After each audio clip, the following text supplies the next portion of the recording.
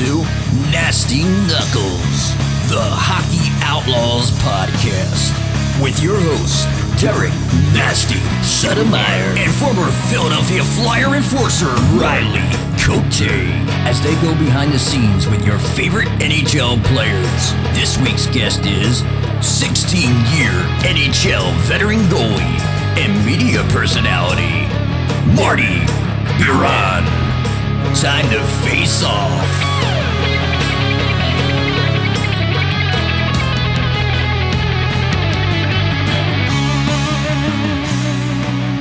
All right, welcome back to another episode of Nasty Knuckles. What's happening, Nasty? What's up, Regarelia? Not a whole lot. It's a kick-ass jersey. What's Oh, up? what, this whole thing? As Yeah. Loops would say, Joffrey Loople. Nasty Knuckles selects. Oh, wow. You know how it goes. No, we have Elvis's team. We are in a tournament, and they wanted to be sponsored by Nasty Knuckles. And we've had a few other requests for the same things, but with a little different color. Yeah, I love it. It's a good combo. I had to make myself one, even though I don't think they'll let me play with the 6-year-olds. I would be sick though. I would be sick. Squeeze in nicely there, probably. You know? I would probably get a couple G notes. Yeah. But if you notice, I had to of had to course. throw the C on. But the you know what's I just did it like for fun. Like obviously I've never been a captain of a hockey team, but I'm like now I have the jers. But Elvis got pissed off.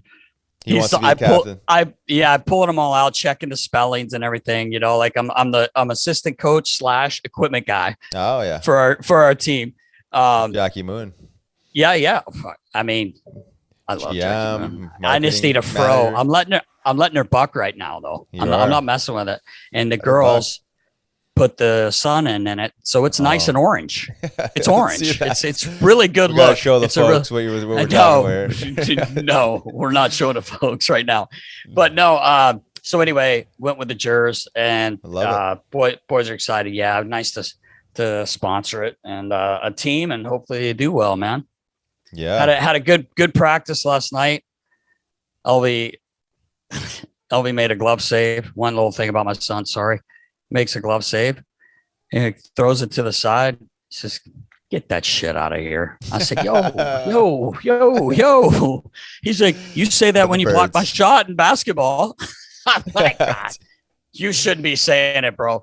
And he's like, I'm sorry. It was pretty He's funny. feeling it. He's feeling it. He was feeling it yesterday. He was feeling it. But anyway, that's what this is all about. Yeah, it looks rad. Thanks, good design, bro. Nast. Oh, Your wheelhouse. Oh, yeah. I love the colors too, except I'm not a big UNC fan, as everyone knows, but I just love blues. So yeah, I think the white and black kind of separates it. And yeah. Almost a Maine Bears feel to it. But anyway, what do you got going on, Riggs? Just recovering from the weekend, overeating and undersleeping. I think people saw the little thing I put up. We're trying to wish a happy 4th of July to everyone. I'm like, yo, Riggs, right? Turn around. Didn't even make it to the fireworks. You didn't see the fireworks. You didn't. I don't think you made it to 7:10 p.m. You know, it doesn't get dark now. We knew you weren't going to make the fireworks. No, it's all right. No, I was enjoying the 90-degree day and the sun and a little peace and quiet. So I'm wondering if you were enjoying something else as well. The way you look. Oh, definitely a little herb. Yeah, I was definitely. I was definitely relaxed. You look. I was thinking you were on Pluto. You know, just thinking about things. But anyway, no, I'm kidding. Pretty much, yeah. Yeah. It evolved into a nap and peace and quiet. So, gosh, it was well deserved. It was well earned. Right on. What's going on game 5 here, Nast? Yeah. Give us your predictions. Yes. Well, unlike you, who's Montreal, I'm going with Tampa. I think Tampa's going to finish it out tonight. I know you're big on Montreal, what we were just talking about. And, you know, you're really feeling the Habs, but with that Frenchness in you, I get it. Yeah. But I'm going to go with the Lightning. I think they finish it off tonight. I will say, I actually hope they don't, because I want more hockey, obviously, and I'd like to see a couple more games. I think it gets more interesting if they're able to pull one out. Now all of a sudden it's like, oh boy. But I'll tell you what, man, the Lightning have not lost consecutive games in the playoffs in 2 years, bro. 14-0. That's crazy stat. That's amazing, man. That's amazing. Yeah, that is amazing. So if you're a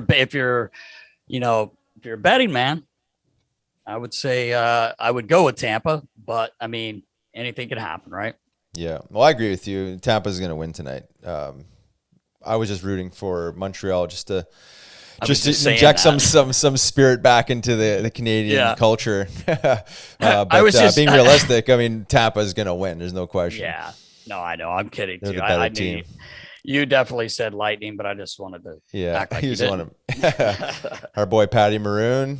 That'd be an amazing story. Just keep building off that. When he tied that game up, everybody talks about how slow he is. If you watch that goal, man, he beat everyone down the ice, man. Yeah, he did.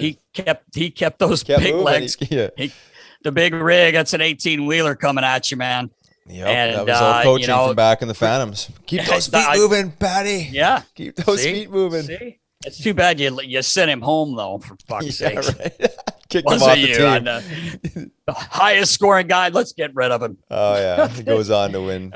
2, possibly 3. Yeah, in a row. In a row. Yeah, in a row. But what a play! That was a great pass, but him going to the net and burying it. I'm like, this is over. They might even score before they get to overtime at that point. I thought, but then a hell of a play. Josh Anderson, one-handed. When he threw that, he had, forget who was on his back. It was Caulfield, right? No, he threw. Yeah, the D-man was on him. Oh, yeah, for sure, yeah. Hugging him, and he one-handed it to the net. Caulfield got a piece of it, and then he jumped back. A lot of times guys will just keep going the other way, but he jumped back, and hell of a play, hell of a goal. So they live another day. Yeah, they're set up to win, though, like Kucherov, I mean, what an amazing story he is too. I mean, to not play the regular season and to perform at that level is hard to believe. Really. You're right. It's someone said, I heard someone say on TV, or maybe it could have been our buddy Witt. Someone said anyway that he didn't play all year, and someone came back with, well, he practiced for a month with the best team in the world. So maybe, but still, we all know practice and games is different. Oh, yeah. And even the first game of the playoffs, what did he have, 4 points that night or something? Three or 4 points. He just made it look like, oh, okay, I'll just jump in here on Nasties, on Natty Light, our men's league team, and just jump in and play, and made it. He almost made it. I know it's not that easy, obviously, but he sure as hell made it look that way. Yeah, and the pace from regular season to playoffs is a big difference. To miss that whole progression and jump right in to play at that level is it's pretty remarkable, honestly. And leading the playoffs and points is and not an easy thing to do. He's not a huge guy either. No. Obviously, I've seen him a bunch of times, but he doesn't play soft. I mean, he takes his lumps, he gets in there, but man, the hands and oh god. Yeah. He's a dirty player, that's for sure, man. Can't teach that. That is only if you come to Nasty Skills Camp. But that is I'll chop that thing right up for you. Yeah, something special. All right, Nas, let's jump into episode 31 with Marty Biron, presented by DraftKings Sportsbook. DraftKings Sportsbook is not only my favorite sportsbook, but also America's top-rated sportsbook. I love using DraftKings Sportsbook. It is easy to navigate, has plenty of instructions for new bettors, and nearly limitless ways to get in on all the action. My friends and family have been loving DraftKings Sportsbook, and I know you will too. Listen to this great offer. DraftKings Sportsbook is putting you courtside with a chance to turn $1 into $100 in site credits. That's right. Pick any basketball team that is still in contention, bet $1, and if that team wins, you win $100 in site credits.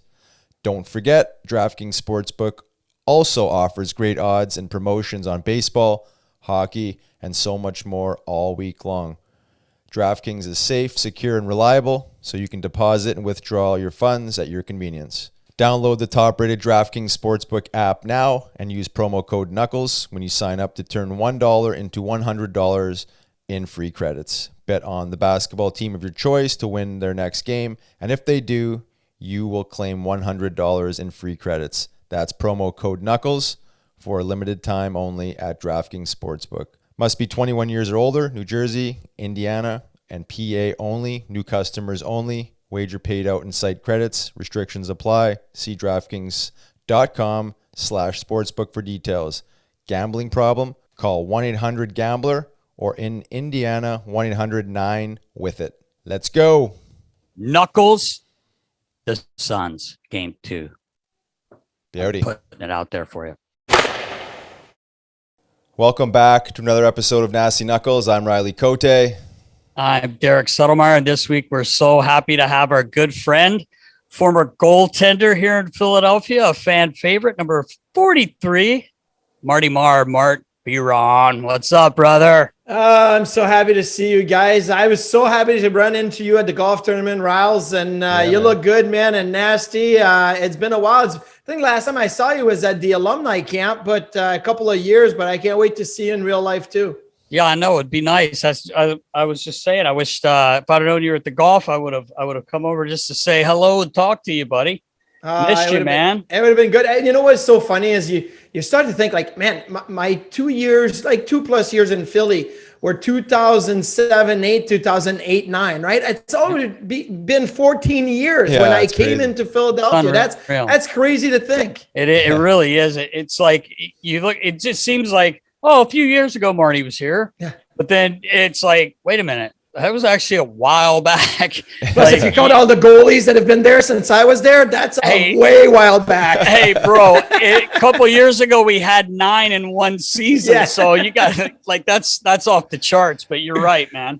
But it's great to see you. And we really appreciate you coming on, man. What are you up to these days, bro?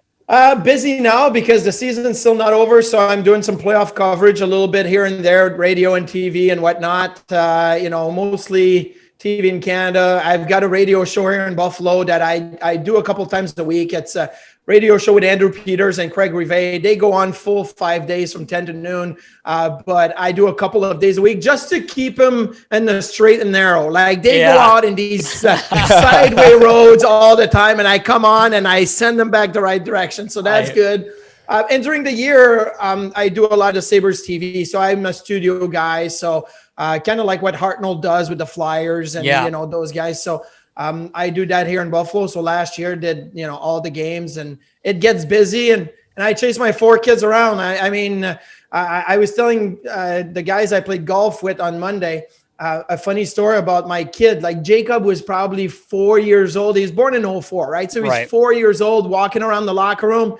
And he's out there. He goes, hey, Carter, nice goal today, Carter. Hey, Richards, good job today. And then he goes to Riles. He goes, hey, Cote, why don't you score? Like, you never score. And I'm like, back away from the bulldog over there. Like, come on. So, well, he's right. But now he was maybe right, but that's not your job. But anyway, he's now going to be 17 in July. Oh my God. And my girls are 15, 13, and 11. So it's busy. It's really busy.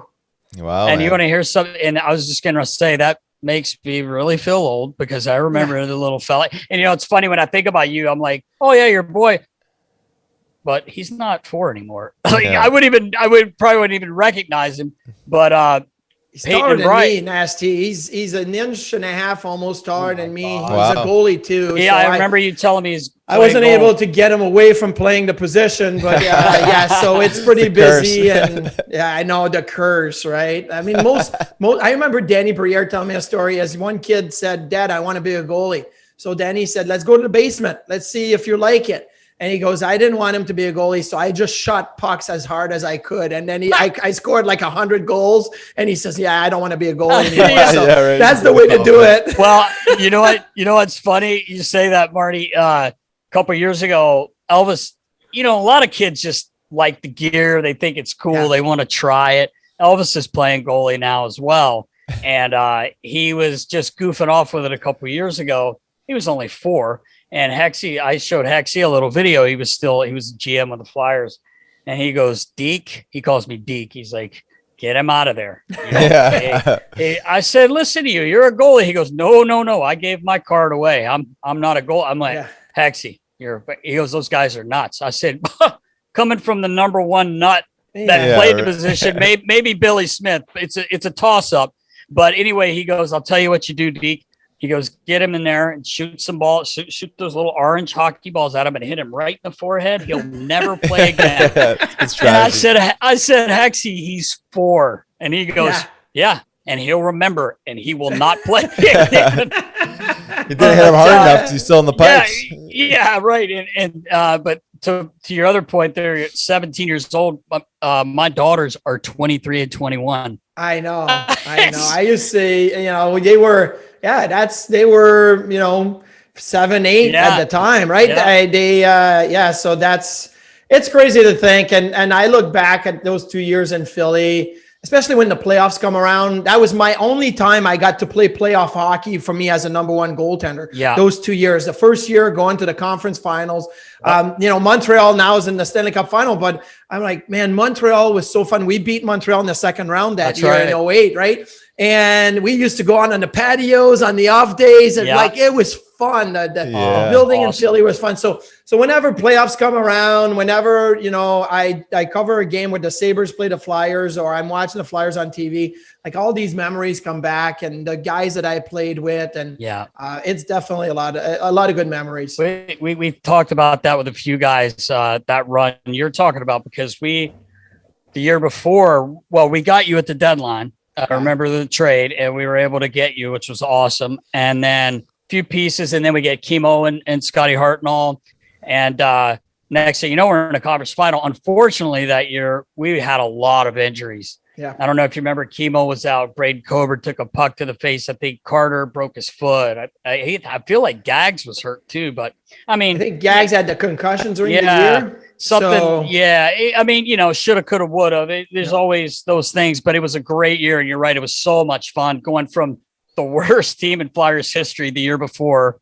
But even when you came that year, we started having fun because you could see I don't want to say the culture. The culture was never bad. It's just that it was changing. Like the chemistry was different. I remember Scotty Upshaw came in from Nashville, and then I came in, and Kobe came in, and there were still some older guys and guys that I knew that I like Jeff Sanderson was there. Like Sammy was not going to stick with the team, but the Sandman, I knew him, and he was a great guy. Right. So it was, the chemistry was starting to get to really form and build. And Riles, remember like those dinners in Montreal? We would all go out to dinner the night before the game, and the team would just stay there forever. Like we would show up at 5, 6 o'clock and stay in there until 10:30, 11, when it was like, okay, we got to go to bed. Like we just hung out together. Yeah. It was awesome. It was an amazing time. It was a great time. Great time, man. Hey Marty, I gotta ask you, since you're doing all the Buffalo stuff now, like what the hell is going on with that organization? You gotta talk. You gotta give me some insight. I know you gotta be careful. You gotta be careful, but there's gotta be something. Well, I'll tell you this. Like the Terry and Kim Pegula, they have done so much for the city, the Sabres organization, the Bills organization, and they got a recipe that worked with the Bills. Is they tried a few different ways. And then they got Sean McDermott, who's the coach, and then they got Brendan Bean, who's the general manager, and they really changed the whole attitude of the organization, the whole culture of the organization. And we talked about culture, chemistry. Like they really went after some great quality cultured guys. And it started with some of the veterans, but then they have Josh Allen, and they brought in Stephon Diggs, and it really changed the way the team was. So I think the Sabres are trying to do a little bit of the same thing now with building the organization. So they've tried a couple of different general manager, and it didn't really work the way they wanted to. They've tried different coaches. It didn't work. And then last summer they said, we need a guy that we trust, somebody that we've known for a while now, and we know that he's going to build that same culture. And Kevin Adams, which I had worked with for many years here with the, we started this Academy of Hockey, and it was through the Pegula umbrella, but we developed a lot of young players, and we were on the ice, and the work ethic and all of that. And that was successful. And then they put the Junior Sabres organization together, and that was successful. And it was all Kevin kind of building the pieces. And I think they realized, they said, hey, you know what? We don't have to look too far. This is the guy we totally have confidence in. He's achieved and overachieved and met beyond our expectation every step and every time we've given him a role. And let's take a look at what Kevin can do. And last year he had some tough decisions to make. Firing Ralph Kruger was not easy. And first time general manager, and you got to look somebody in the eye. You got to say, sorry, but you're out, right? That's not easy to do. And he waited until he thought that was the right time. But I think that I've turned that page now, and I think they're moving forward. So there's still some questions, and what's going to happen with Jai Keuchel, and are they trading him or not? And Sam Reinhart and Rasmus Ristolainen and all of that, right? They just figured out the coach. They announced the coach yesterday, and that was great. Don Granato is an unbelievable hockey man. I love him, and he did great. So I do believe it's going the right direction. But the fan base in Buffalo, and you guys know, it's very similar to Philadelphia. Is they're passionate and they love the team. When you don't make the playoffs 10 straight years, I mean, that weighs on you. So I think Kevin Adams, it doesn't matter what he does, what he's going to do right now. If he'd have picked another coach, some people would have loved it. Some people would have criticized it. He does some things. It's always going to be like that until they start winning consistently. Then the fan base is going to be behind them. But I think he's going to do a great job. Good. I hope so, man, because you know what? It's a great place with, I'm speaking on like the way I felt every time I go into Buffalo, always a packed house. The fans are passionate. It's always a good game. You know what I mean? Like it's a great hockey place. And it sucks seeing everything the way it is right now, like you get a player. I think of you, Nasty, and I think of like all the trainers and equipment guys and athletic trainers and all of that. Like, the guys in Buffalo, like George Babcock's been there forever, right? Yes. And Dave Williams has been there for a long time. And those guys, like, you want the team to do well because they're great people and they work so hard. It's not just the players and the coaches and the fans, it's the behind the scenes. Those guys, like they deserve it as much as anybody else. I mean, I'll tell you, you know me, Marty, obviously Riggs, like every year that we wouldn't make the playoffs, I couldn't stand it. Like it just kills you. Obviously I'm not a player, but the reason on that side of things, you're working so hard is you want everything to be right for you guys to be there to make you comfortable and ready to play. And you want to be in the playoffs. There's nothing like, even though like I wouldn't be playing, being on the bench in the playoffs, it's just like a different animal. Yeah, it's a different energy. It's so much fun. It is. It's what you work for and what you guys play for, plus the tips are way better when they are way better. That is a good point. That is a good point. But I hope they get it turned around, man, because like I said, I'm not just saying that because you're with us, but I do hope that they get it turned around because this year was weird. Like the division was weird because Buffalo now was playing with these 7 other teams in that division. Now next year they move to their regular division. So you've got Toronto, you got Tampa, you got Florida, you got Boston, you got Montreal. I'm like, holy crap, like that is a tough division. Ottawa's better than they were. So it is a tough division. So I don't know that it's like, playoffs next year. But I think taking a step forward, we haven't seen the team take a step forward in now a few years. And it was always like they're ready for it. Just taking that step forward, it makes my job a lot easier. Man, when we have 82 games to do, and at least there's positive signs and you can talk about certain players. But I mean, they lost 18, I think, in a row this year. Was it 18 or 13 or whatnot? No, it was 17 or 18. There was a few overtime and shootout losses in there. So it wasn't regulation losses, but I mean, that's hard. Coming on TV at 7:00 the next day for a 7:30 game, and you're like, "Hey, welcome to Sabres game night." Sabres are. Let's get fired up, boys!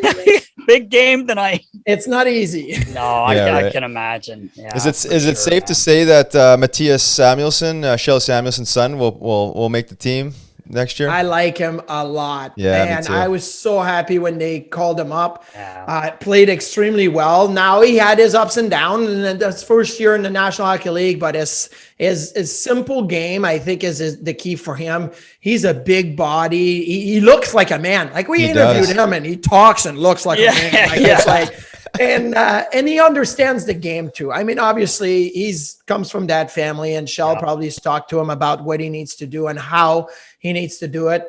But I would definitely have him in my top 6 next year. They need some adjustment. Like, who knows if Rasmus Ristolainen is going to come back?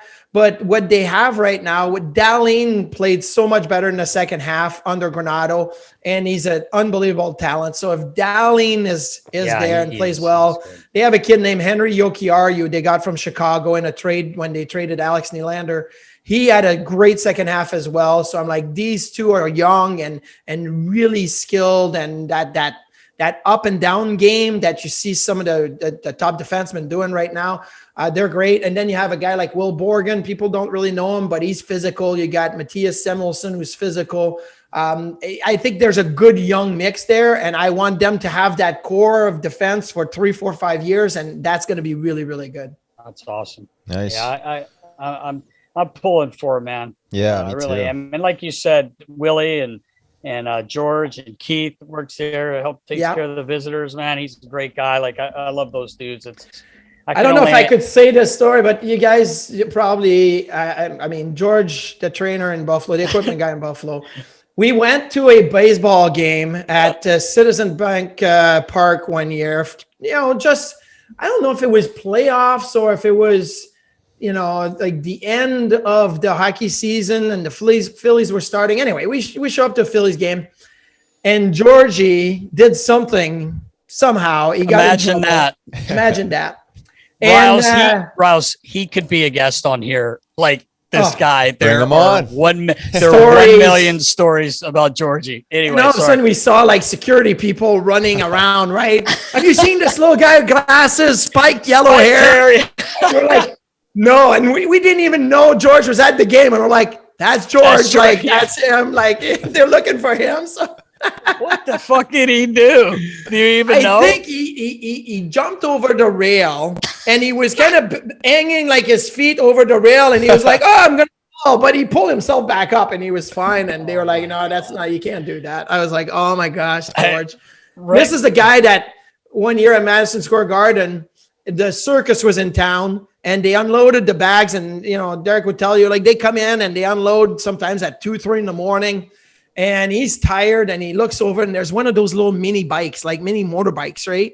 And he's like, oh, let me see if this thing starts. So he kick starts it, and then he's riding through Madison Square Garden on this mini bike, right, at 3 a.m. Rousey, I got to show you a picture of him, just make it better if you know what he looks like. He looks like Dennis the Menace a little bit. Yeah. I've known him. I met him in 1994, and he's had the same spiked hair. He's lost some of it, but it's still spiked. Yep. He's just the funniest dude, nicest guy, works his bag off. Great guy. But it's funny, the first time I met him, before I knew him, Buffalo came into Philly, and I had to travel with the Flyers. So when they came in, he got picked up by another person that was working with us. And that guy didn't give all the supplies that they were supposed to. So I guess Georgie's losing his mind. So I come walking in. It's the first time I ever walked into Hollydale because they were over at a practice rink over in Sewell. And I didn't know George. I think I knew Rip because I'd met Rip the year before at Pizza. My man Pizza got some great pizza stories. I'm sure you do too. But anyway, I go walking in, and I had my Flyers shirt on, I guess. And George looks at me, doesn't know me. He goes, yo, man, what the fuck? And I'm like, fuck, who is this clown? He's got these big glasses on. His hair's. He looks like he's 12. Yeah, he looked like he was fucking boy. Yeah, like 12 years old, skinny little guy. And I'm like, what? Excuse me? He goes, where the fuck are all the toilet? Where's all this and that? And I'm like, I just got here, man. The other guy was supposed to have everything here. Well, it's not here, man. And I'm like, well, fuck, settle down, buddy. And so we're like face to face. We're getting ready to fight. I don't even know him. So I think Ripper comes in and he's like, whoa. Like, And we introduced it, and we kind of started laughing about it. So every time I ever see George, we're always like, and then he pulls it. He had his own jersey. He had a game jersey with Babcock on the back. Yeah. And he goes, get your jersey. We'll chuck them later. And I'm like, no, George, I don't want to chuck them, man. But great guy, though. Just funny. You've been 0-5, Nass. You've been 0-5. Oh, dude, I 0-5-1. 0-5-1. I got a tie. I have one tie. Who'd you tie? Some kid in high school. He jumped me, though.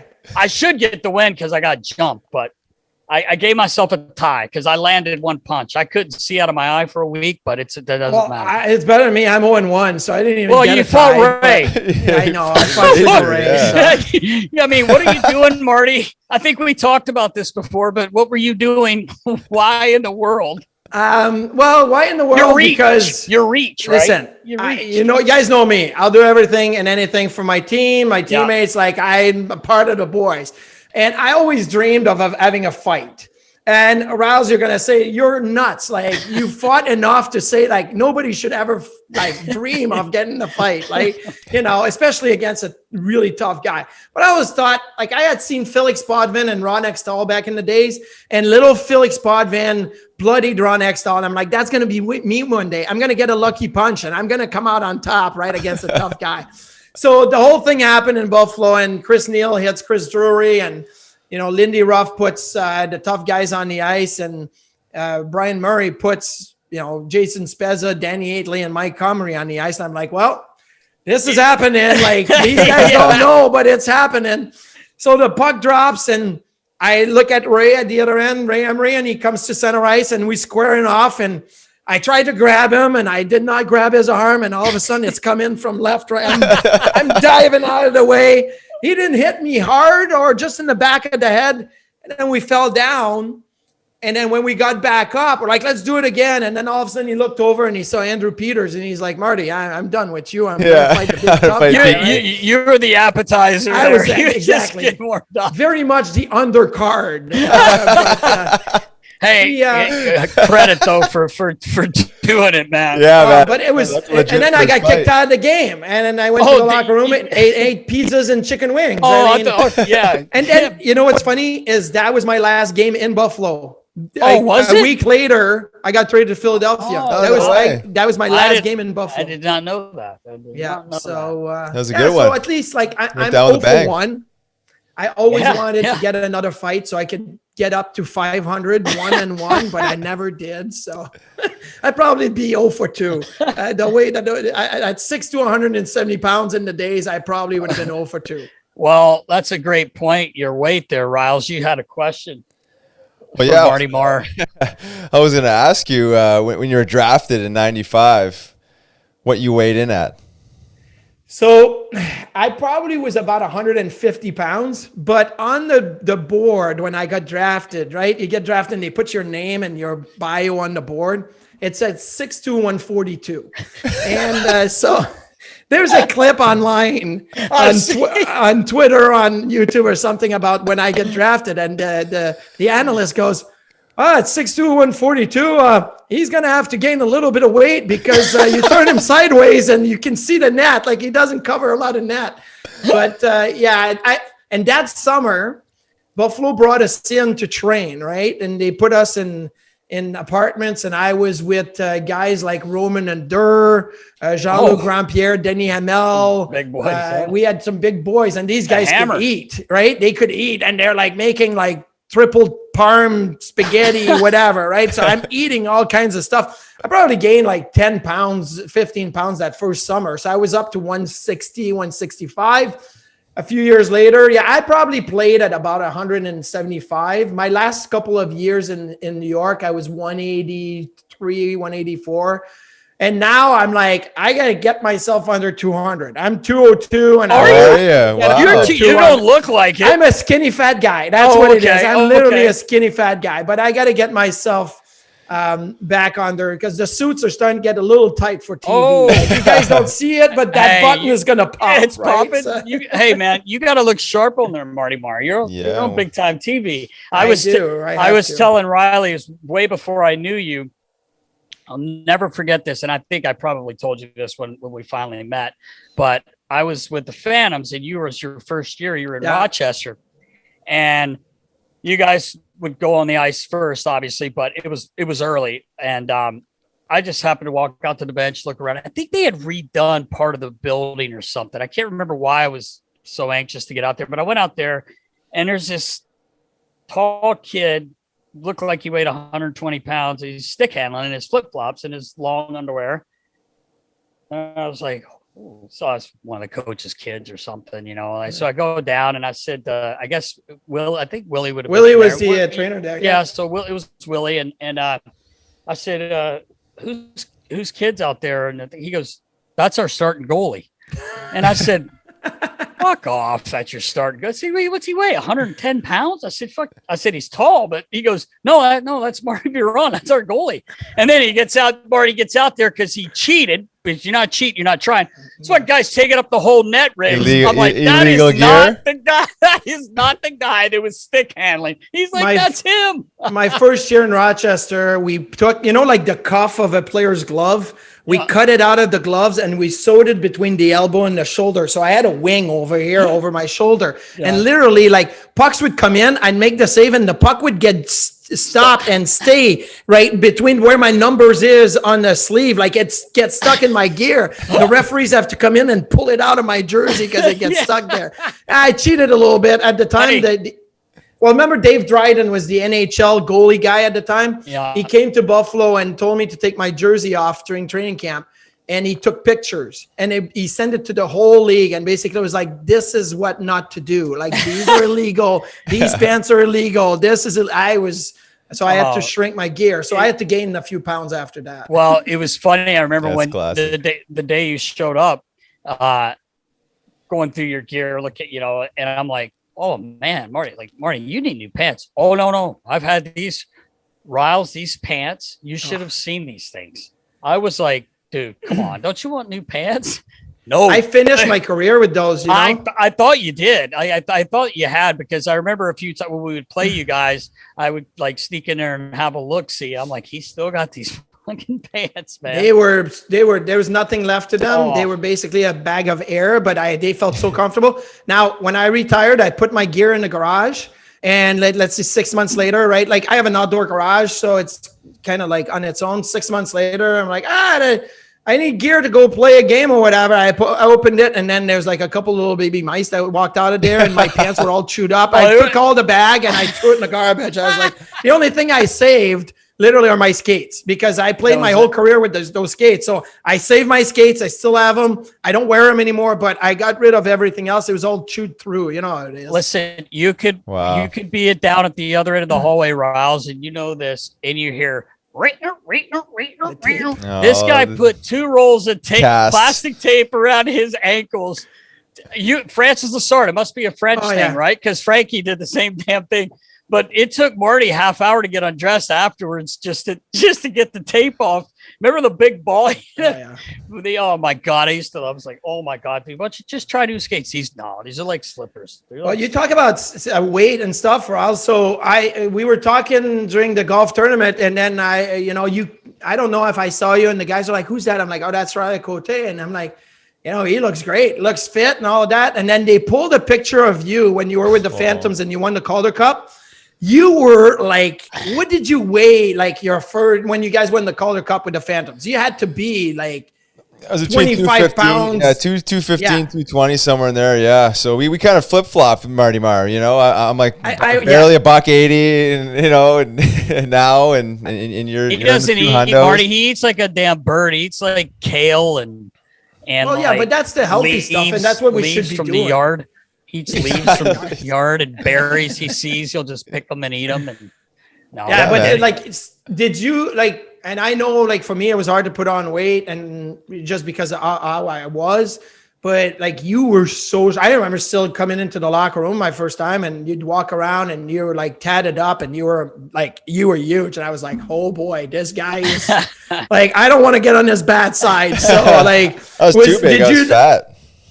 Well, I don't want to say you were fat. You were massive. Like, you were a thick human being. Big. Did you was it easy for you to put on that muscle weight, or was it hard? Yeah, you take a needle and you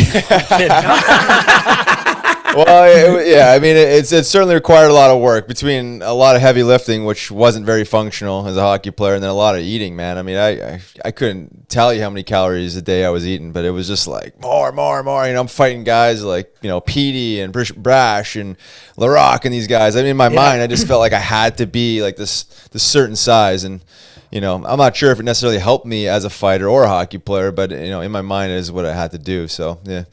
One of those things, man. Yeah, just it was old school, a little bit old school still back then. There were still a bunch of guys floating around. Yep. I didn't know any better, man. I was just trying to, live my childhood dream and play and, do the whole thing the old-fashioned way. But I look back and, man, geez, I'm like, I was a fat ass. My face was like this, my neck. And I honestly, you say that all the time, but you didn't look fat, dude. No. Like you were like, You're Homer thick. called You're me fat muscle one day. thick. Yeah, Homer muscle did? thing. One time in the off season, I walked in and I was changing after I'd worked out, and he's like, "Oh, Riley, you're looking a little fat." And I always thought he was joking until Lavi, Johnny got fired, and Lavi came in, and then I had like a heart-to-heart with Lavi about becoming lean, and I'm like, "Am I not lean?" And I'm like, Yeah. well, I guess they not, also, you you're know, also probably fighting. You're also fighting guys that weigh LaRock that weighs 265. Like, you can't fight him at 190, man. Like, no, my face. Those tough guys were big back then. were They were big, huge. yeah. God. Hey Marty, I was going to ask you. I don't know if you remember this. It was actually like my first 8 games with the Flyers that I called up from the Phantoms, and it was the last game of the season, and we were playing Buffalo. Yep. At Buffalo, I lined up with Petey. It was like a NBC game or whatever, and I'm like, Petey, man, like just you got to give me one. Like, yeah, I thought Petey for sure. He's gamer with the whole bit. He's like, yeah, sure. And the puck drops, and I just yard sail the one glove, yard sail the other glove, and then Petey just disappears on me, and I'm just like there standing there with my gloves on, I'm like picking my shit up. I'm like, what the fuck, dude? I'm like, it's like. I think we're going to the playoffs then. I think it was maybe one of the last They had times. won the President's Trophy, and I know PD really. I talk to him almost every day, and we work together, right? So, but I'll tell him like, hey, I'll still remember that time where you like totally like stood him up on the ice. But so here's what happened. Like PD is that type of guy where he was told, and like some of the top guys weren't playing. Like, you're going to get a chance to play 12, 13, 14 minutes. Like, don't mess it up. So he's like, I'm not missing this. This is my one time to play like over 10 minutes, right? But I do remember we beat them that day. So it worked out to our advantage that Petey was on the ice for 12 minutes. Ice that long. We took advantage of that, right? So that's good. It was just a selfish perspective, for me. It was just like, I just wanted to get, I always wanted to get a tilt at home, against a legitimate tough guy, and it was just one of those things. But it was just funny. It was etched in my memory because I was just like, I don't know how I didn't get a unsportsmanlike penalty for it was just the yard sale that I around trying to get your stuff. Like, it's funny. I know that year. So I get traded to Philly. You guys are in Long Island playing the Islanders, but you're going to Boston. So I went straight to Boston. And so the next day we play Boston. So I'm like, hey, I'm a new guy, so I got to put money on the board, right? My first game. So I'm looking around. I think I put like $1,500 on the board or whatnot for the win. Scotty Opshall does the Forsberg one hand in overtime on Tim Thomas in Boston. Like he came in on the breakaway, one hander, that's right, and scored. So I'm like, there goes 1,500. Like, write the check. Here we go. Then we go to Philly. Well, it's the first game at home, right? So 1,500 on the board. Boom, we win that game too. And then last game of the season, it's your former team. So I'm like 1,500 on the board. Boom, we won again. So 4,500 later. 4,500 later, right? It's like, man, like if I put 1,500 on every time, like we're gonna win, but I won't have any money left. So that's my God, that's great. I didn't even think about that. That's awesome. I think I may have put a little bit for the trainers the last time because I'm like, you guys are not getting all my money. Somebody else is getting some, but that's just the way it is. That's awesome. I appreciate it, Martin. Yeah, right. We all did some good times with that money, Marty. Some good parties. A couple of parties. And it's funny enough, I was talking to some of the alumni, like LeClaire and Recchi were there at the golf tournament, and And they're like, oh, remember that one year-end party in Atlantic City? And I thought like that was new. When I got to Philly, the guys are like, we're going to Atlantic City. No, they used to do that all the time. Like every generation of Flyers at the end of the year, head down to Atlantic City and let's have a party, right? So that's where all the money went to. And we had some good ones, that's for sure. there were some good nights there, that's for sure, man. I found some pictures, Marty. I may have sent a couple of them to you from Claude Giroux's rookie party. What a crew we had there. It was in Miami, and I've got a great picture of you. Of you and Aaron Asham. Oh, yeah. I remember that. And unfortunately, Ash doesn't have a shirt on. It happened a lot with Ash. The shirt came off pretty easily. Now you talk about, so I don't know if we gotta, but Claude Giroux may have had the worst first NHL road trip in the history of the league. I remember that. We went Chicago, Columbus, and then Vancouver, and then Anaheim. That whole road trip could have been personally the worst NHL road trip in the history of the league. But he recovered. He did. He did. He recovered. He did. Oh man, he did have a tough few days there. I had a tough few days too, because me and Briere got called in from Johnny Stevens' little office in Anaheim. Maybe not even Anaheim, before that. And they're like, okay, you guys need to take care of G. He's a young guy. It's his first time on the road. Like, you need to show him the ropes and make sure he gets to the meetings on time and the buses and all of that. We're like, don't worry. It's not going to happen again. And sure enough, it's New Year's Eve and it's in Anaheim. And, we decide to go out and, the shit hit the fan, literally. And then me and Danny got in trouble the next day again. Like, all because of G. I never got in trouble, but because of G, I got in trouble. So he owes you, man. He owes me big time. We tried to, we won't tell what happened. It wasn't even that bad. It's actually funny, but we had him on and he was just like, let's not talk about that. So I said, dude, that's a hilarious story. But anyway, we'll keep it's a great story. Guessing. We'll keep them guessing. And nothing bad happened. Oh, that's what I mean. It wasn't anything bad. And somehow Corey Perry got involved into that whole conversation as well. Did. And the guy's still playing. I can't believe it. But anyway. He's still playing. That's right. Maybe if we ever, when G's done playing, and we should do a roast. And then we can do the roast of Giroux and then bring it all up. That would be great. Everybody listening, if there's ever a Claude Giroux roast, you will get the story firsthand there. Buy your tickets. And again, it's nothing even that bad. It's just kind of funny the way it ended up happening. But anyway, good stuff. Marty, I was thinking, me and Riley were talking, and I was like, You're obviously you're on TV. You're a very good talker, and you know the game real well. You played a long time, but we were kidding around about every time we had practice, and if say there was a workout, kind of goes back to your tape and your gear. Marty never seemed to make it upstairs for those workouts. One, because he had every media person around him. You were best buddies with him, which was smart.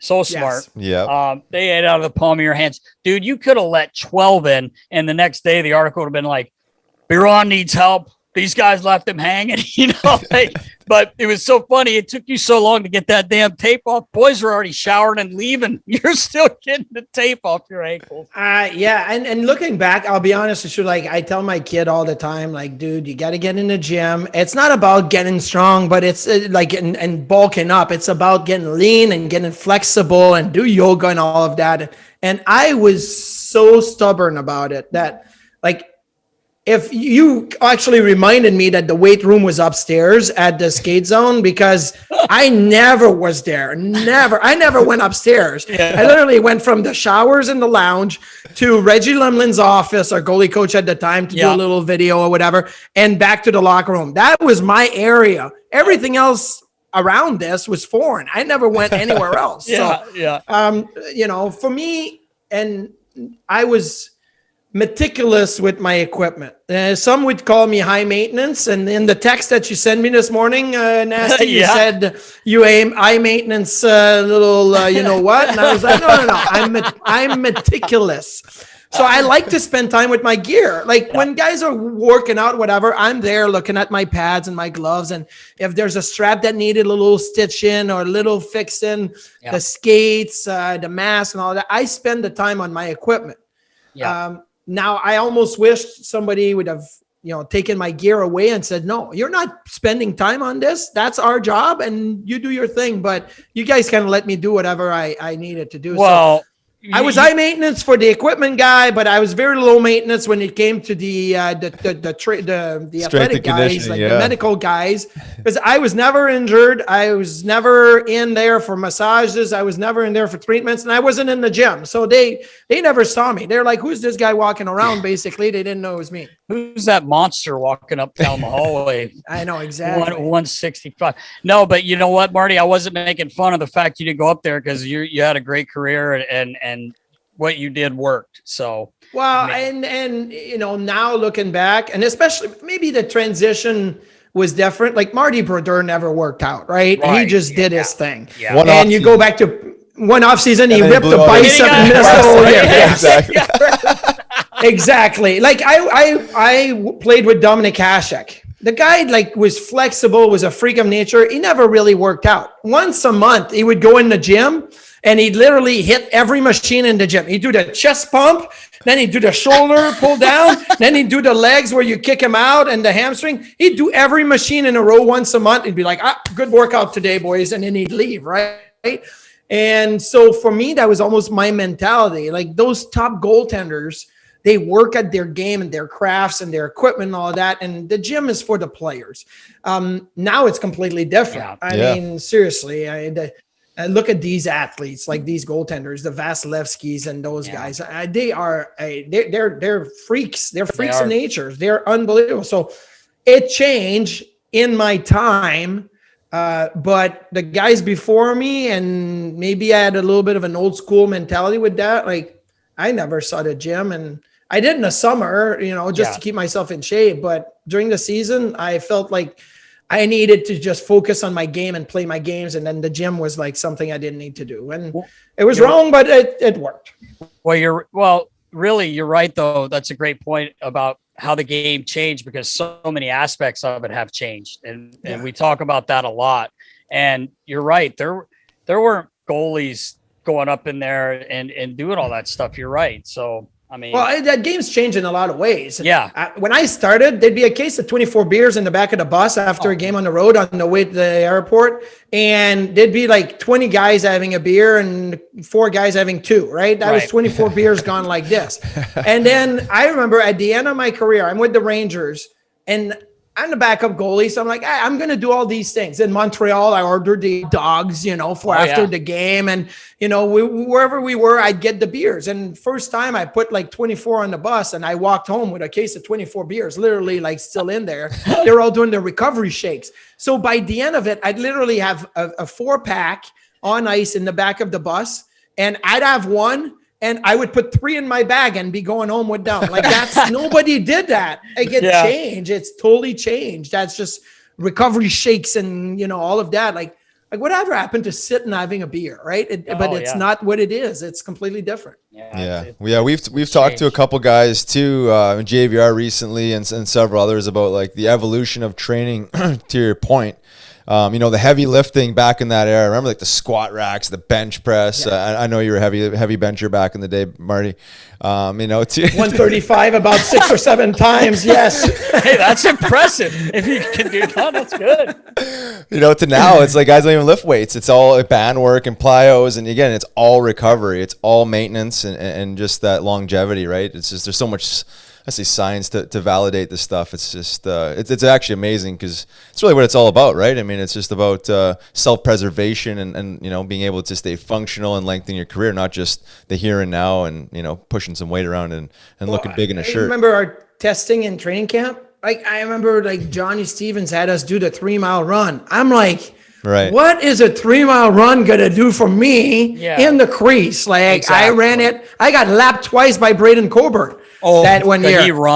We started calling him Seabiscuit because the guy was running so fast on the track, right? And I remember the second year we went down to a 2-mile run, which was a little bit better. And then by the time I got to the Rangers and John Tortorella was doing the same thing, we had to run 2 miles or whatever. I'm like, you know what? I'm just going to ride the bike.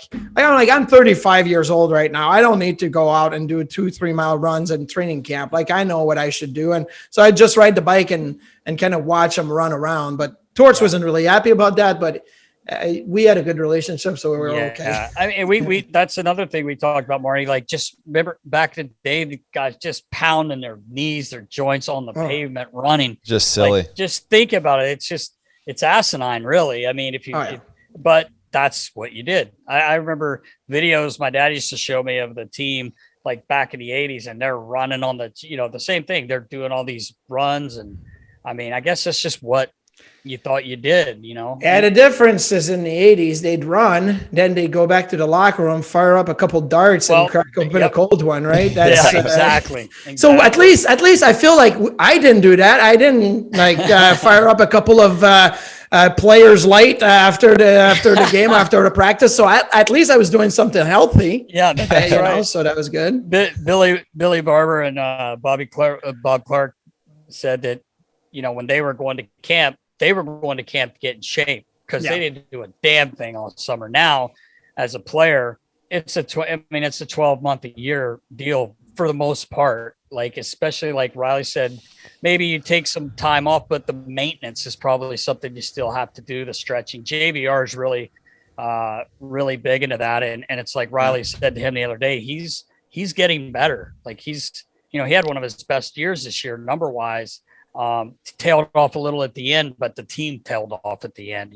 They started struggling. Yeah, but individually you could see, like, look at Marc-Andre Fleury. The guy's getting older and he's getting better. Yeah. And I used to think, like, when he was younger, like, he did all of these things. Like, he took care of himself. He was like not an ounce of fat, and he was flexible. He'd be on the ice doing the splits, and I'd be like, "What? Showing off? You're doing the splits?" Like my body, like, is like, I can't go farther than this. But you now know, you're like, well, there's a reason why he's in the league so long and playing at such a high level is because he took care of himself, took care of his body, and prepared in such way physically. Some guys mentally they can do it, some guys physically they can do it. He has both, but that's why he's still around. Yeah, no doubt. Sure, man. Yeah, you're right. I mean, he's still playing at a high level, man. Just can't play against the Flyers, but that's okay. Yeah. Had a few battles that way, but yeah. One thing I wanted to bring up just because I thought it was one of the funniest things ever. I don't know if you may remember this, Marty. So you had played with Eric Bolton, really tough guy, and Buff. And Riles, I think you and I talked about this a while back, but one of the funniest things is, so Marty's out there. It's a morning skate in Atlanta. We're playing Atlanta, and Bolton happened to be like leaned up on the wall there. They're doing drills, and you're talking to him, and me and Riley come walking out, and Riles just kind of like looking over your shoulder, and Marty says, "Hey, Bolts, gonna fight this guy later tonight?" And Riles is like just standing there like. And then Bolts looks at you and goes, I don't want to fight anybody if I don't have to, and Riley's like, why the fuck do you say that, man? Like, at this point in time, it was so funny. And Marty said, oh yeah, you guys are going to go. I'm like, well, okay. So when I came to Buffalo, their athletic trainer was Jim Pizzatelli. Yes. And Pizza used to do that every morning. Why? Because he had Rob Ray and he had Bobby Bugner and then he had Matt Barnaby and he had all these tough guys, right? He always Brad May. So he would literally set up fights in the morning. He'd go up to the trainer of the other team and be like, oh yeah, who do you want? Razor's going to fight this guy and then Mayday's going to fight this guy. And he was like setting it up. Like it was fight night and he would set it up. Riley, he's not lying. I believe it. I believe it. So I would kind of almost have that mentality. Like it was like, let's set up tonight's action. Let's go. Hey, Bolts, I still see our boys play together. So Bolts and I see each other all the time. And he says that sometimes he'd be like, why did you tell Eric Cairns I wanted to fight him? I'm like, because I'm not going to do it. I want to be entertained. Let's go. So he used to tell me the same thing. So that's funny that you guys said that. And most likely because we were in Atlanta, I wasn't playing because I absolutely sucked in Atlanta. And Nitty Mackey was always great in Atlanta. He was so good against Lettinen. I don't think he ever lost a game against that guy. He never let Kovalchuk score. I remember this one game, like Kovalchuk in the last minute probably had 10 shots on goal, 5 of them one-timer, and he stopped them all. Yeah. Like he was always so good. So I was always sitting on the bench in Atlanta, and it's boring because there's 5,000 people. I'm like, I need entertainment. So Riles and Bolts, you guys are going to provide me my entertainment for the night. So I appreciate that. Sorry I put you in that spot. No, it's all good. I know Bolts he was kind of tailing towards the end of his career there, and he wanted nothing. He wanted to muck it up, and I was, in Atlanta there, just like, the vibe was a little bit low, and I was like, I don't really want to do it. But then you teed it up, so then I had to get after it. Yeah. It's so Riles, Marty's bringing up Jim Pizzatella. He was a medical guy there forever. He's the one that saved Clint Malarchuk. Oh yeah. When he got So anyway, I meet Pizza. I had met him when I was a little bit younger with my dad. But my first year in Florida, Buffalo comes in, and like he said, they had a tough team. And Marty, you weren't pro yet because this was 93, 94. Yeah. It was the Florida's first season. So go through the practice. I'm doing their laundry, and I go into the Panthers locker room, which was very small in the Miami Arena, and it was fairly close to where the visitors were. So I can hear Michael Jackson music just blaring. You know where I'm going, Marty. Yep. So, and this is the true story, guys. So I'm like, where's that Michael Jackson music coming from? So I start walking down the hallway, and as I get closer, I'm like, it's coming out of the Buffalo's locker room. So I go walking in, and I thought everyone had left, right? Because Rip and those guys went to eat. They weren't missing lunch. So yeah. It's pizza, guys. If you're listening to this on Apple, not watching on YouTube, you can't see what I'm doing, but he's walking around the room doing this, like Michael Jackson. Yeah. Got the hand going. And I walk in, and I'm like, this can't be real. Like, I'm like kind of looking around, see if someone's video, and I'm like, hey, and he's like, oh, what's up? And he like does a little shimmy, and I'm like, this is the medical guy for Buffalo, right? And I'm like, you like Michael Jackson? He goes, that's my boy. And Pizza had an earring too. He had an earring, and I'm like, I love Michael Jackson. I said, I can dance like him, and he's like, all right, let's go dance off right now. Me and Pizza had a dance off in the middle of the locker. Oh yeah, I was doing my Michael, he was doing his. It was great, and he loved me ever since. Like we were like every time I saw him, like he's hugging me, talk to him. But a little bit later, he says, "Who do you guys got down there? Who's tough?" And I said, "Well, I guess we have Brent Severin, and Paul Laws is probably the toughest guy. He's a D-man." And he says, "Oh yeah." He goes, "You think you could take Brad May?" And now this is my first year. I don't really know Brad May. I knew who he was, but I didn't know enough about it. And I'm like, yeah, I think he could. I'm just, Panthers are my team. What am I going to say? No. This motherfucker. All the boys come in, and they're all changed. They're in their underwear, and I come in. I'm like, getting water bottles. I'm trying to set the bench up. I come back in, and he goes, "Hey, Sudsy," because they all called me Sudsy because of my dad. I didn't have the nickname Nasty yet. And he's like, "Sudsy, come here for a minute." And he's got Razor in there, Brad May. I don't know who else you guys had, who Buffalo had, but he's got Brad May standing there, and he goes, "Hey, didn't you say tell Brad what you said?" And I'm like, all of a sudden, I'm like, "What?" Like I'm a kid, man. I'm like 22. It's my first few weeks in the league, and I'm like, "What do you mean?" And he goes, Brad May looks at me, and goes, "Did you say Paul Laws could take me?" And I'm like, "I did." What was I going to say? I was like, I did. And I'm like, is this guy going to punch me in the fucking face? Because I don't know, And he's like, "I just messing with you, man." He goes, tell him we'll go. We'll see. And I'm like, I'm not telling him that. I'm not telling him anything. But Pizza, I'm like, you motherfucker. But he set fights up all the time. He was trying to set them up all the time. You guys know how the trainers and the medical guys, they're the life. They keep the team together, right? Yeah. So, and in different ways. Like in Philly, when we needed a big win, you knew rock was coming in with the Back in Black AC/DC CDs, and he would stop whatever Club Gaggy we had going on because Simon Gagne was in charge of music, and it was like techno, like club music. He would stop it and he'd put the Back in Black CD and he'd press play and he'd blow the speakers right out, right? It was like so loud the building could shake.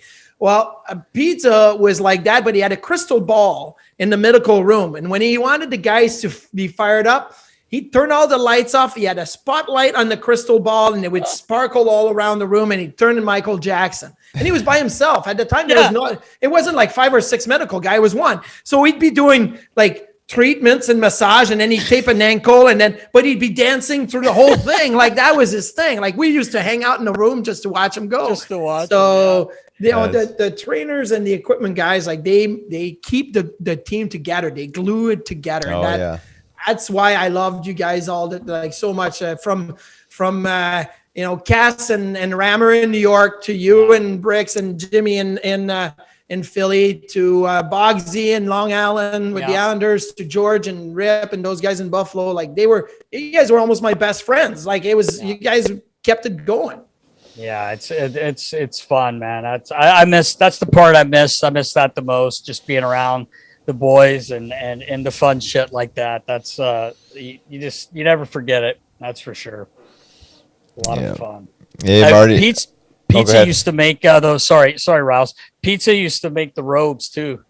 That started in Rochester. Pizza was the trainer, the medical guy from Mike Keenan with the Rochester Americans. And he had a guy named Val James. And Val James was about as tough as nail. He's the first African American to play in the National Hockey League. Like we all know that he was the first American black hockey player, basically. There was a few Canadians, but he was the first American one. But Val James, so in Rochester, they used to pull the visiting bus would come in through a door. And they had to go down in the basement to the locker room at the Old War Memorial.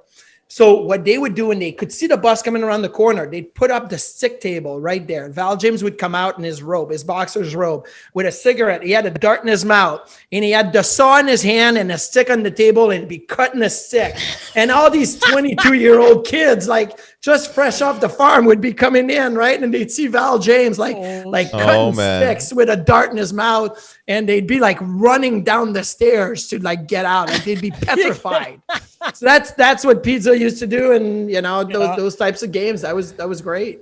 Oh, that's classic. That would be terrifying to walk into a building and see that as a fresh off the farm young buck. I was going to ask you, Marty. There's a rule I read about that was introduced with your name, the Biron rule. Yeah. What is up with that? So I'm trying to think of the year 93, 94. I played midget way up north in the province of Quebec, and their numbers were a little wacky. They didn't have the regular numbers. They had high numbers in the 80s and 90s, and one of the goalie number was 00. So they're like, here you go, and they gave me like 00 for the goalie for my number, and I had a great year. I had a great year. I had goalie of the year that year. As a 16-year-old, and then got drafted in the first round in the Quebec Major Junior Hockey League. So then I go to Beauport in the queue, and the trainer gives me the numbers 00. So I'm like, this is great. Like, I love that number. I had a great year. Great year, my first year in juniors. I get, drafted first round in Buffalo. And then the next season at Christmas, I'm 18 years old. I get called up to Buffalo. All the goalies in Buffalo are injured. I come to Buffalo again. Jim Pizzatelli.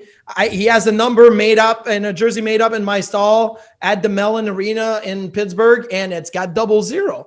So I got to wear 00, right? And I thought it was so cool. Now I got lit up that night by Yager and all those guys, but still, like I was 18 years old and I was living the dream, right? I got to play a half a period, 3/4 of a period at the Montreal Forum that year before they closed down the Forum. And I was with Buffalo for Rockin' Zeros. Rockin' Zeros, 00. Cool. And so the next year I didn't get called up. And then the next year I turned pro, and it's 98, 99. And in Rochester, Pete Rogers, who's now the equipment guy in Nashville, you're not wearing 00. I'm like, Pete, he goes, you're a rookie. You get the number you get. And number 1 is the number you're getting.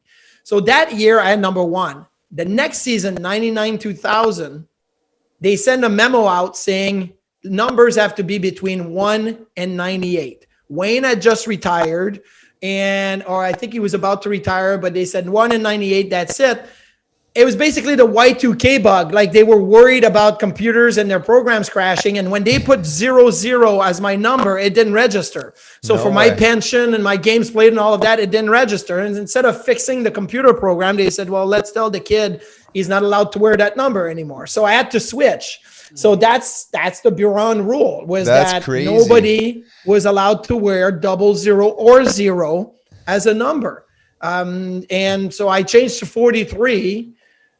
Just because my brother was wearing 34 in juniors, and it was 34 was taken, but flipped the numbers over, whatever. Yeah. And I had a great year in Rochester that year. So I'm like, well, that's my number now. Like, if I would have sucked in Rochester, I would have said, get that number off my back. Maybe I would have fought it, right? Maybe I would have said, I want my 00 back. Yeah. But 43 worked. And so I kept 43. And luckily I got to wear it everywhere I went. It wasn't a popular number. I got to Philly. There was no 43. I got to Long Island. There was no 43. Rangers, there was no 43.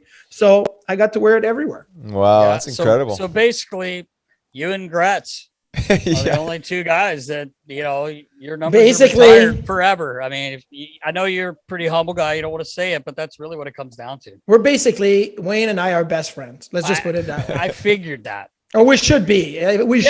Just because of that. I think he needs to be made aware of the fact that it's just you and him that have their. That's impressive. Their numbers retired throughout the whole NHL. It's the way it is. I don't know that my numbers retired. It just nobody can wear it. Nobody can wear it. So there's a difference between the two of them. Yeah, right. That's the truth, man. Right on, Marty. Well, I know you got to get rocking here. You got big NHL Tonight show or NHL Network. Yeah, I got a few. See, that's what's fun is that being in the media, I'll tell you this. If I was not in the media, I probably wouldn't have been able to kept in touch with so many of my former teammates or guys I played against. And that's the part that I love so much. So today we're getting ready. So what are we today? Wednesday, getting ready to jump on NHL Network Radio, for 3 hours of radio. So during that time, we're going to get Brian Boucher on. We're going to get Mike Rupp on. We're going to get Anthony Stewart. Who else we're getting? Mark Denny. So they're all people I know. I'm like, but I know them. Why? Because the business, right? Like I see Boucher and I see Rupper and those guys. And we talk about, when I see Rupper, I always talk about his Jagger salute when I was with the Rangers and we played the Winter Classic in Philly. And, we laugh about that stuff, but the media side has kept me in touch with so many people that's what is so good about it.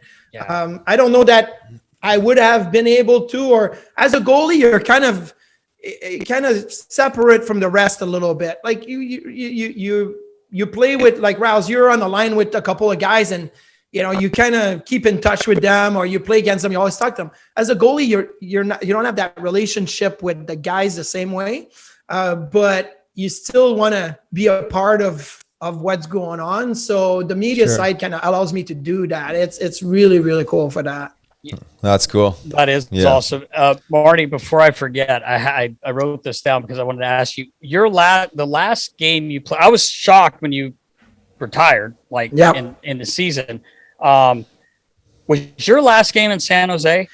No, it was my second last game. So it's funny because that year, the family was in Buffalo. I was going back to New York, and my daughter Emily was my third kid, was starting kindergarten, and her and I are pretty tight. And it was hard to put her on the bus that day and then drive to New York for camp, right? Like our first day of kindergarten, they're like, hey, honey, have fun at school. I won't be here when you return, right? Basically is what. And I drove to New York for camp. Camp was long. She was struggling the adjustment with school. I felt really guilty about it. And we started the season, and it was basically going to be my last year. It was going to be my last season because my contract was up. I was 36 years old. I'm like, you know what? Like, probably going to just make it my last year. And we go out west, and we play we played LA, we played Arizona, and then we go into San Jose. I haven't played yet that year. Right. I haven't played a game yet. And Hank gets pulled, I go in, and all of a sudden the Sharks are just feasting. It's like a massive feast from the San Jose Sharks. That's part of the reason I was going to ask you, did you just shut down because Thomas Hertl scored the goal through his leg? No, I'll tell you this. I was mentally probably shutting down as it all happened. And then this Hertl goal happened. And I really, to be honest with you, what I said to myself after is like, just make the damn save. Like, really, it's not a hard save to make. I was almost in the back of the net by the time he put it through his legs. Like I look at it, I'm like, I was a Pee Wee C goalie, playing in the National Hockey League. Like I just, my body, my mind was not in the game at all. Right. So then the next day we have a morning skate in Anaheim. And I remember Alain Vigneault, who's the coach now in Philly. And he's comes over to me and he goes, that was rough. That was really rough the other night. And I talked to Glenn Sater, and he goes, if that happens again and you're not prepared to play at any moment, doesn't matter if you're starting or not, you're being sent down. And I'm like, Alain, come on. I knew him. I'm like, yeah, it was a tough situation. It's hard for me right now. I'm going to put myself in it. I'm going to give you everything I got. So he goes, okay, good. You're going to start in St. Louis, not the next game, the game after. So we play Anaheim. Get lit up in Anaheim again. We had a tough start this season. And then we go to St. Louis and I start the game.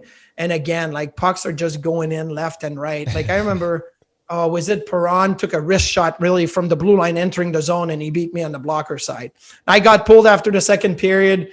And I remember after the game, we had a day off the next day. I flew to Buffalo. My parents were in town watching the kids. Sat down with my dad. I said, I'm not feeling it, Dad. I think I'm done. And he goes, son, you know it. If in your heart you're done, you've never been done. You've been playing hockey since the time you're 5 years old. You're 36 years old. You've always loved it.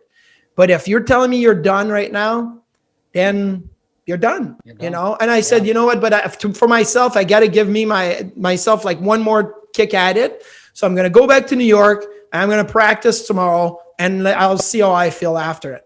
And the first 5 minutes, I was like, I'm feeling good. I'm feeling good. I'm feeling good. And then all of a sudden, I was like, I'm faking it. I'm not feeling good. I love the game of hockey, but I hate this right now. Yeah. And I walked out and I went to Glenn and Alain. I said, I need to go home and really think this through. But chances are I'm done. And he said, okay, go home, take the time you want. Went home. A couple of days later, I called him. I said, I'm retiring, and I made the call. So it wasn't the Hertl goal, and it wasn't the St. Louis game. No, because it was funny. Saturday night, the next Saturday night, I'm watching Hockey Night in Canada, right? I'm at home watching Hockey Night in Canada. Don Cherry comes on, and he goes, you know what? That's bullshit. The Hertl kid, he put Marty Biron in retirement for doing this.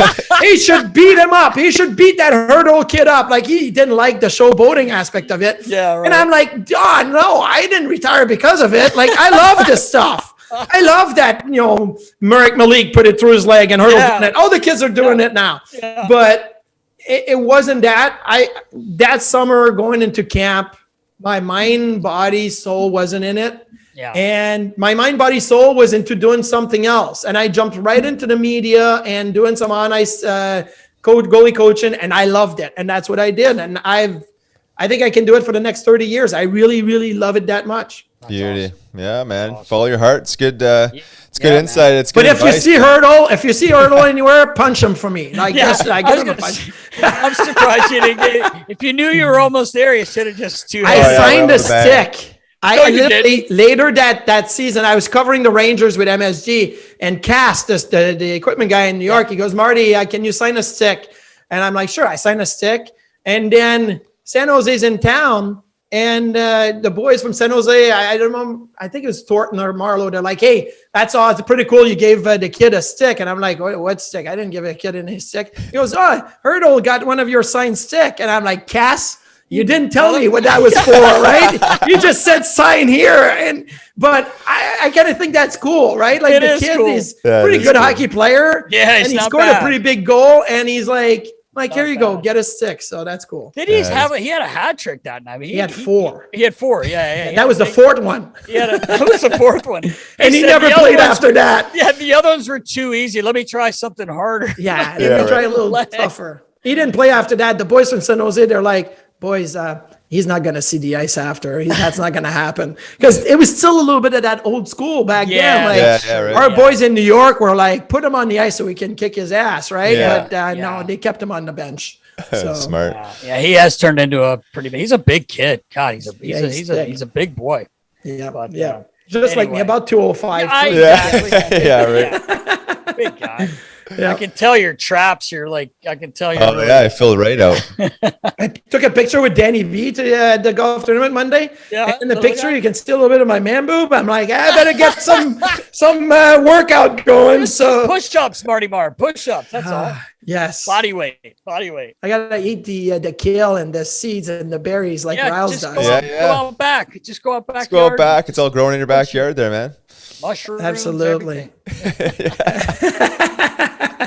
That's awesome, guys. Oh, thanks a lot for having me. That's great. I got to run to do the radio, but listen, next year or whatever, we got plenty more stories. We just scratched the surface. We got more. So we'll have to do it again at some other point. And let's make this happening again at some point down the future. For sure, man. We really do appreciate your time, brother. Yeah, great seeing you, brother. That's awesome. Thanks, guys. All right. Take care, man. Take care. That episode was brought to you by Settlemyre Skate Sharpening. For all your hockey needs and the best grind in town, visit Nasty at settlemyreskatesharpening.com. Howie's got the steel. Howie's got it, baby. And Body Check Wellness for your premium hemp-derived CBD and functional mushrooms. Check out bodycheckwellness.com. And thanks to our awesome guests, Marty Biron, for hopping on with us. Great to see Marty. And he hasn't changed one bit. He can hold a conversation like the best of them. Okay, we gotta just let him talk. Oh, we didn't need us. That's Marty. That's what I love about him, man. We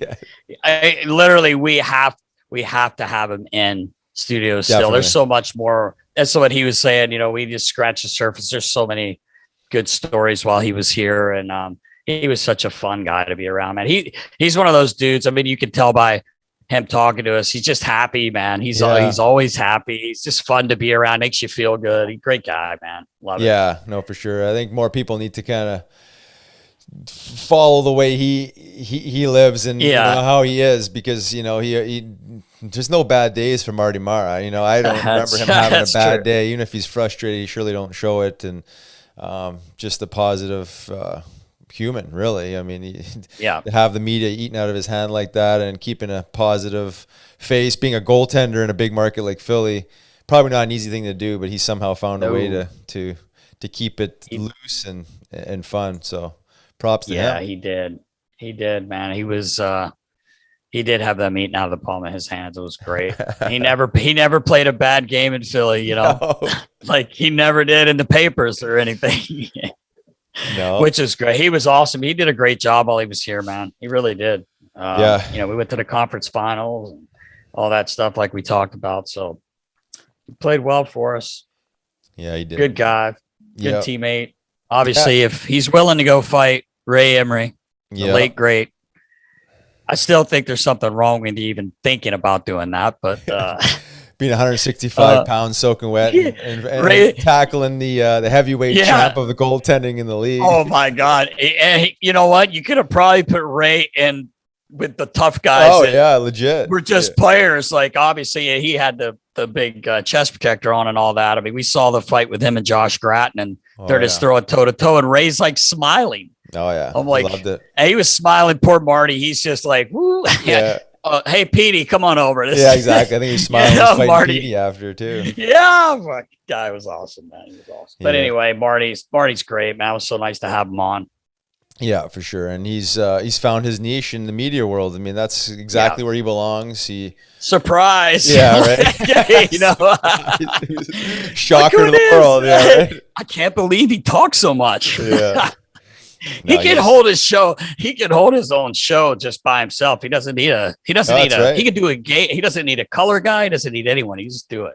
Yeah. But he's good at it. He does Yeah, he does a really good job. Yeah, he actually. does. So Yeah, he keeps it real. He's got some good stories. He makes fun of himself. He's honest. Yeah. You know, it's he's seen the game evolve, and we talked about that. So it's good to see him. You know, to have success in it in his post career and really find his groove. Because obviously, I mean, talking is bread and butter. So it sure is, not, right?